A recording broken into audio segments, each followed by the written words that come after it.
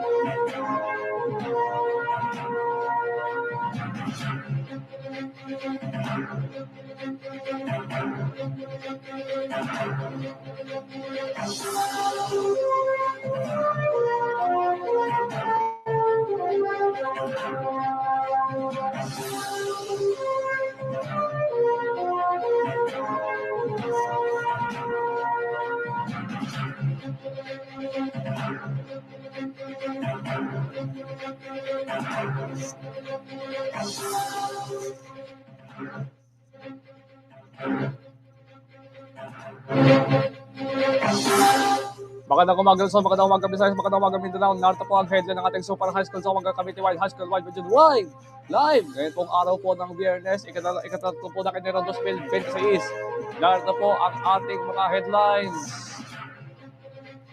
Uli sa mga pinagtimaya, pagpapawalang visa ng articles of impeachment laban umano kay Sara Duterte. Naloko na. Pasahero ng amok sa Iloilo International Airport. Sugatan pamamaril. Labing isang bangkay natagpuan sa dagat sa Masila sa pagkalat ng mga pasahero ng nawawalang pasahero ng MV3 sa Kirstin III. Dalawang menor na sa Bohol patay sa aksidente. Local results. Kahapon, may mga mananala na kaya bago ako sa Enero. Ang babaeng pulis na pinaslang natakbuhan sa Tarlac. Naku po, naloko na. DOTR kinontra ang carpooling sa EDSA busway. Ito pa, isa pang naloko na. Sa Super Issue Sports, Alex Ayala sumablay sa semis. Sinorpresa ang Colombia. Ruben Tata, ang kalbento sa tiro na makinig sa Boracay. Yan. At kampo ni Michelle di sinabing na sa Iloilo City nang maganap ang akusasyong pang-abuso sa dating driver ni Rian Ramos. Patay, naloko na. Kaya dyan. Naloko na naman tayo. Yan naman tayo dyan. Ang Super High School sa Umaga, Cavite Wide!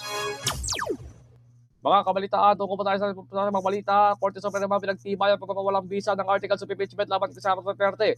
Pinagtibay ng korte ang naunang desisyon nito na pagdedeklara ng articles of impeachment laban kay Sara Duterte bilang labag sa konstitusyon ayon kay Atty.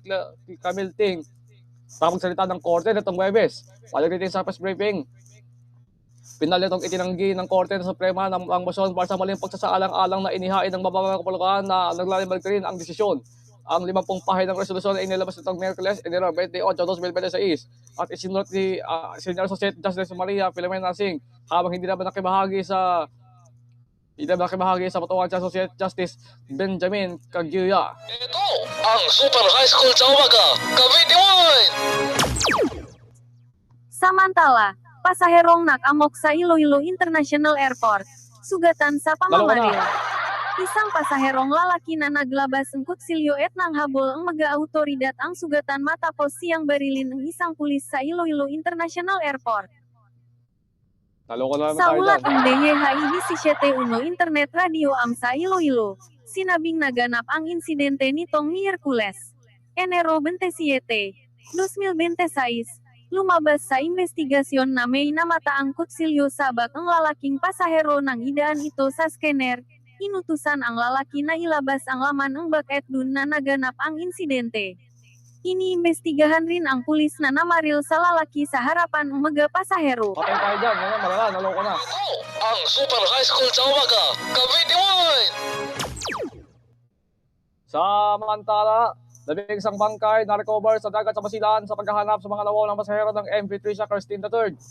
Umapunta sa labing isang bangkay na nakita sa karagatan ng Basilan at ditong Huwebes kaugnay na patuloy na paghahanap sa mga pasahero na lumubog na MV3 sa Kirstin III roll-on, roll-off ferry.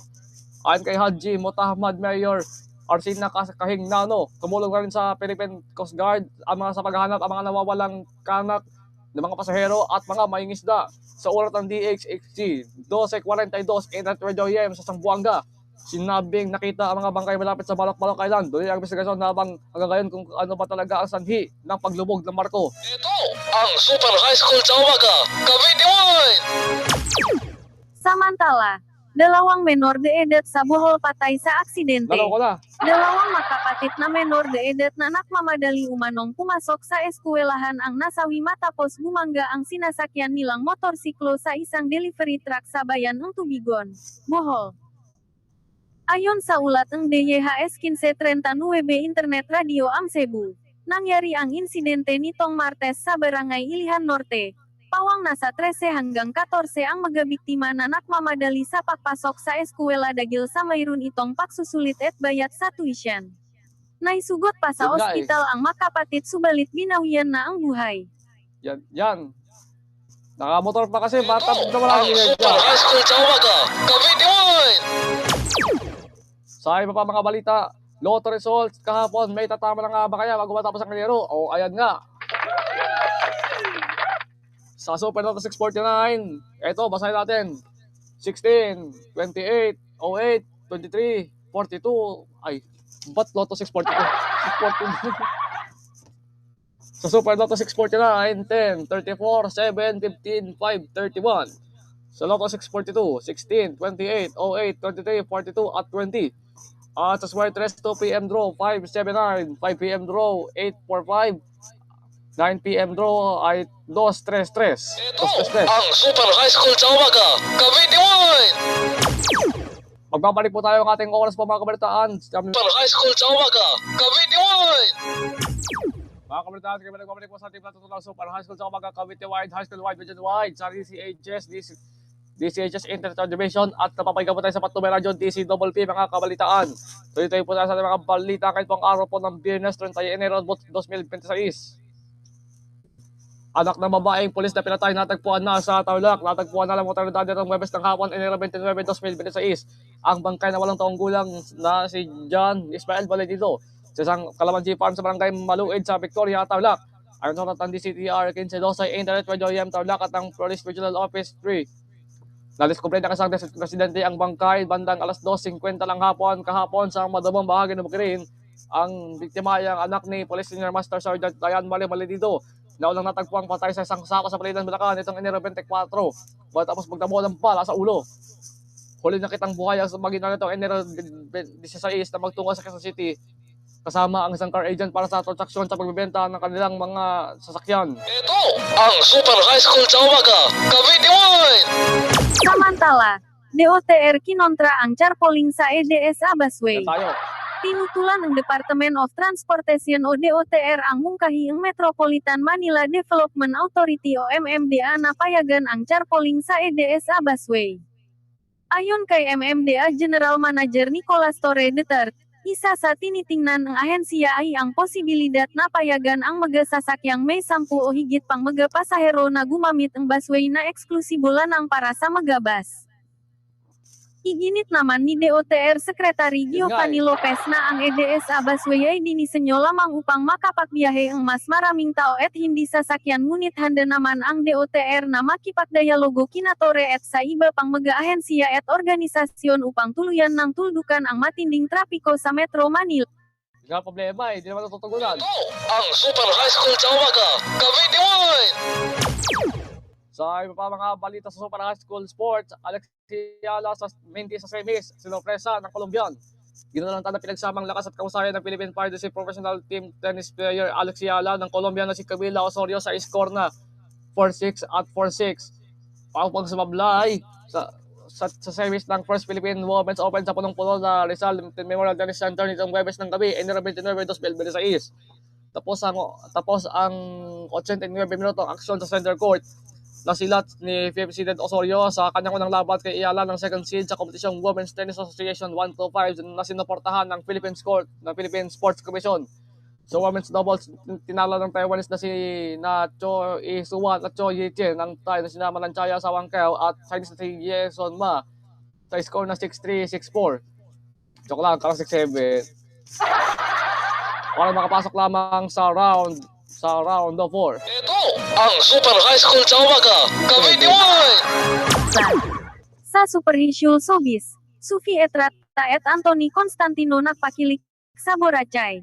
Pinusuan ng mga netizens ang fresh at confident na aura ni Sufi Etrata matapos ibida ang kaniyang two-piece swimsuit. Kitang-kita ang natural na alindok na agad umani ang papuri. Mas lalo pang uminit ang intriga ng kasama ni Etrata si Anthony Constantino. Bumaharin ang komento mula sa mga netizens na nagsasabing bagay silang dalawa. Hindi pa diyan nagtatapos ang kilik dagil kamakailan ay gumawa rin ang dalawa ang sarili nilang bersyon ng tren ng kantang Ale ni Richard Reynoso. Uy, magtutuloy na yan. Ito ang Super High School sa umaga, Cavite 1! Sa isa pang Super High School Showbiz, kampo ni Michelle D. sinabing nasa Iloilo na maganap ang akusasyong pang-aabuso sa driver ni Rian. Maraming itinanggi ng kampo ni Miss Universe Philippines 2023, Michelle D., na ang mga aligasyong sangkot ito sa umadang pananakit ni Kapuso Actress Rian Ramos sa driver nitong si Bonifacio Baro. Ay sa abogado rin din na si Atty. Maggie Abraham Garduque. May mga ebidensya nagpapatunay na wala sa Manila City ng maganap ang insidente. Nang araw din yun sinabi ni Baro na siya raw ay sinaktan, binugbog at ikinalong umano nila Michelle D. Rian Ramos at Samantha Pandillo sa isang high-end condominium sa building sa Makati City noong Enero 17, 2026. Alam ko na. Naumit ka ng dalawang bodyguard ni Rian na tumulong na mambugbog kay Baro. Kaya naman ang isa niyan, ang pauna naman isa naman niyan. Ito ang Super High School sa umaga, Cavite 1! Mga pala mga kabalitaan.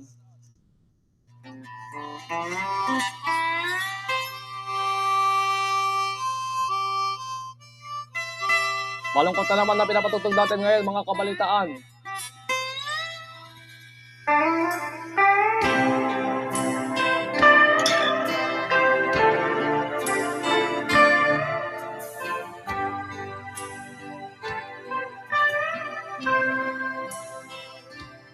ก่อนจากกันขอสัญญาฝากประทาน Mga kabalitaan, sa kalunso po mga kabalitaan, ang ating programa po mga kabalitaan, ang Super High School sa umaga, Cavite Wide, High School Wide, Region Wide.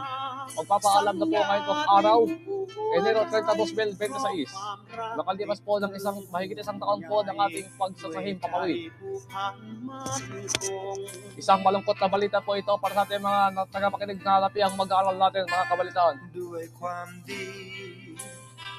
Nagpapasalamat po kami mga kabalitaan sa inyong pakikinig sa ating programa po. Pagkakalipas po ng mahigit isang taon, wala po na tayo magsimula noong Nobyembre 2024. Ang buong pwersa po ng Balitaan Plus at ang DCHS ay nagpapasalamat po sa inyong lahat. Sel Tulimo. Maraming salamat po mga kabalitaan at kahaysyo sa inyong pagtutok sa Superhisyul sa umaga Kapituwait makalipas ang mahigit isang taon na kasama araw-araw. Abangan po ang lingkod bayan. Arkin Juan David Cabuyaon sa bagong Ratio Hisyul Balita simula Pebrero 2. Alas 7 umaga sa DZHS 9:45 Internet Radio at DZHS Internet Radio Vision. แต่เวลาต้องพาให้เราจากกัน ไม่นานหรอกนะเราคง